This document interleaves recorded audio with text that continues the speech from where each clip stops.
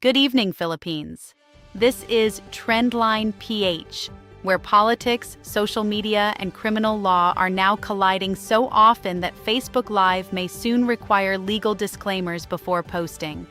A municipal vice mayor in Isabela is now facing serious criminal complaints after allegedly delivering online remarks that authorities say went far beyond ordinary political speech and into rhetoric, sounding erratic, inflammatory, and openly confrontational toward the government. Harold Respicio, Vice Mayor ng Reyna Mercedes Isabela. Isa akong Ilocano at galing ako sa Luzon. At ang aking boses ay boses ng mga taga-Northern Luzon at mga kapwa ko Ilocano katulad ni BBM. Pero porket Ilocano kami, hindi ibig sabihin na hindi namin mahal si VP Sara Duterte. Mahal na mahal namin si VP Sara Duterte at gusto namin siya maging presidente ng Pilipinas. At hindi kami pumapayag na dapat siyang ma-impeach. Naniniwala kami na hindi siya ma-impeach. As a matter of fact, by legal strategy, pwede niyang iwasan yung impeachment by resignation towards its end. Pero kung ipipilit pa rin nila na ituloy, na hindi siya patakbuhin by whatever legal strategy and legerdemain, well, handa kami magpakamatay para sa kanya. Ganon namin siya kamahal. Personally, handa akong magpakulong para sa kanya. Ang dami ko ng kaso para sa kanya. Handa akong magrevolusyon para sa kanya. At alam kong mas malalim ang pag-ibig para sa kanya ng mga taga-Visayas at taga-Mindanao. At ang buong Pilipinas ay lalabanan ang korap na gobyerno na ito para lamang may sakatuparan na maging Pangulo ng Pilipinas, si VP Sara Duterte. Vice Mayor Gerald Harold Respicio of Reyna Mercedes is now the subject of charges filed by the Cybercrime Investigation and Coordinating Center, or CICC, before the National Bureau of Investigation. The complaints include inciting to sedition, inciting to rebellion, and unlawful use of means of publication and utterances. And yes, that is probably the longest way possible to say the government did not appreciate the live stream. Well, handa kami magpakamatay para sa kanya. Ganon namin siya kamahal. Personally, handa akong magpakulong para sa kanya. Ang dami ko ng kaso para sa kanya. Handa akong magrevolusyon para sa kanya. At alam kong mas malalim ang pag-ibig para sa kanya ng mga taga-Visayas at taga-Mindanao. At ang buong Pilipinas ay lalabanan ang korap na gobyerno na ito para lamang may sakatuparan na maging Pangulo ng Pilipinas, si VP Sara Duterte. According to reports, the NBI has already issued a subpoena against Respicio. NBI Director Melvin Matabag also warned that the vice mayor, who is a lawyer, could potentially face disbarment because of his remarks. Will subpoena Attorney Respicio dito sa NBI to give him the opportunity to explain. Pag tinignan mo yung elements ng mga crimes na binanggit namin, ando dun lahat pasok lahat. At isa siyang abogado. So, hindi rin maalis dito na maaari siyang kasuhan ng disbarment sa Integrated Bar of the Philippines. So, doon lang muna, ang gagawin nga natin, papasubpoena si Attorney Respicio to hear his side. After that, we will make a recommendation and eventually, kung ano yung findings, we'll file a complaint to the Department of Justice. In fact, I have to commend Yusek Aboy na directly he can file it to the Department of Justice for prosecution, but he seek the assistance of the Bureau for the case build-up at mabigyan din ng chance si Attorney Respicio na makapagsalita. Meanwhile, CICC Executive Director Renato Paraiso revealed that the complaint was discussed during meetings with the Presidential Communications Office, particularly concerning social media posts allegedly encouraging Filipinos to rise against the government, confront authorities, and even risk death in support of political causes. Willing ba yung mamatay? Mamatay na tayong lahat! Duterte! Duterte! Duterte! Paraiso emphasized that the case is not about suppressing free speech, but about determining when speech allegedly crosses into criminal incitement.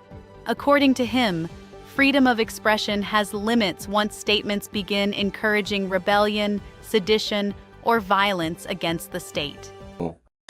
Uulitin ho namin, hindi ito hakbang para sikilin ang malayang karapatan ng ating mga kababayan sa kanilang pamamahayag at paglalabas na sa loobin. Pero gaya nga ho nung sinabi ni Director Melvin, ito ho yung ang threshold ho nito. Pag lumagpas na yung rights nila of expression and crosses the boundaries of, eto na, inciting to sedition, inciting to rebellion, yung mga cybercrimes na ho natin. At the center of the controversy is a video reportedly uploaded on May 17th. According to investigators, the video showed Vice Mayor Respicio asking supporters whether they were ready for a revolution and willing to sacrifice their lives for Vice President Sara Duterte. Baka mautak tong mga ito, baka ituloy pa rin talaga nilang hindi patakbuhin si Bibi Sara. Posible, hindi po ba? Pero posible bang patayin? Ito ang tanong na seryoso. Kapag hindi na gumagana ang foundational principle ng ating konstitusyon na demokrasya, ano ang sagot? Revolusyon! Revolusyon! Baliwalain natin ang konstitusyon, di ba? So willing ba kayong magrevolusyon? Wow! Willing ba kayong mamatay?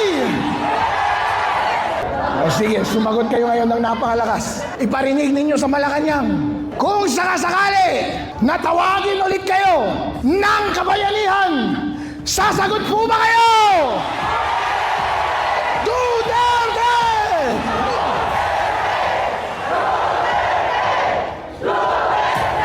Authorities say the tone and delivery of the live stream were especially alarming, with Respicio allegedly speaking in a manner many described as agitated and unrestrained, at times resembling someone behaving irrationally or under the influence rather than a public official presenting a normal political platform.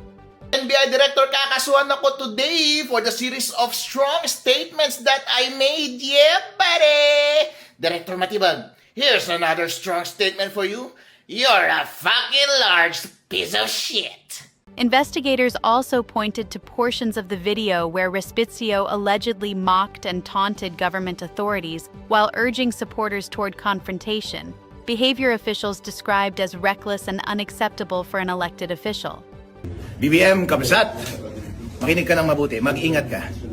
Dahil kapag na-impeach si Sara Duterte, magkakaroon ng revolusyon sa Pilipinas. Alam mo po kung bakit?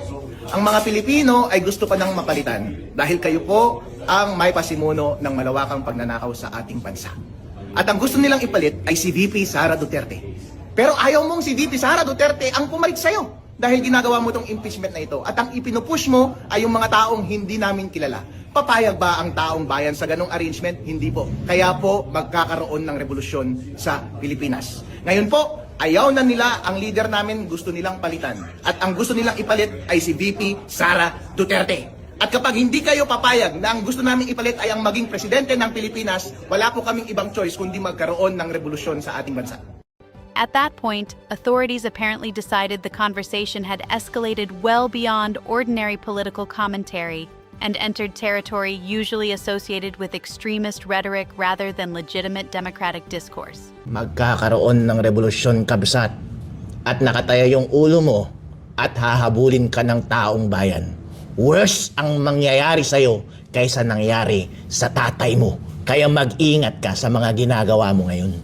The case now adds another layer to the increasingly heated political atmosphere surrounding the Duterte camp, social media rhetoric, and ongoing national tensions.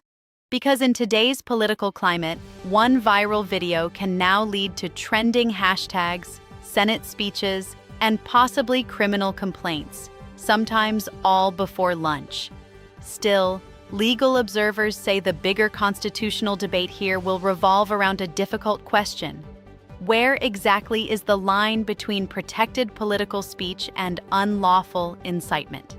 And depending on how this case develops, that debate may soon move from Facebook comment sections into Philippine courtrooms. And that's the latest political controversy making waves online and beyond. Stay tuned for more breaking news, sharp commentary, and political developments more explosive than live streams with revolutionary slogans.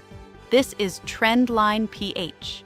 Like, follow, and stay informed.